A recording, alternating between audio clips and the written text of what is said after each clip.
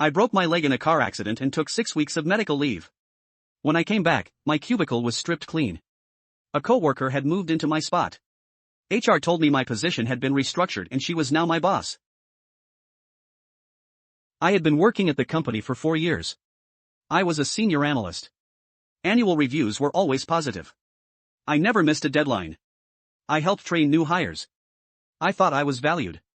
When I broke my leg in the accident, my manager called and told me to take all the time I needed. My recovery took 6 weeks. I kept in touch with my team through email. I offered to do some work from home. My manager said not to worry, everything was being handled. I assumed he meant my tasks were being distributed among the team. I was wrong. When I returned, I walked to my cubicle and found it empty. My photos were gone. My monitor was gone. My nameplate was gone. A woman I recognized from accounting was sitting at my desk with my old monitor.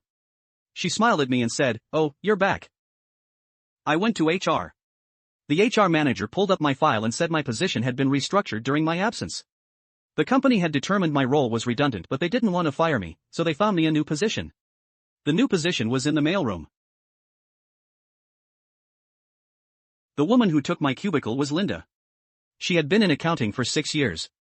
She had no experience in analytics. But she had volunteered to take over my duties while I was out, and from what HR told me, she had done an acceptable job. That was enough. I asked my manager what happened. He looked uncomfortable. He said it wasn't his decision. Corporate had pushed for restructuring.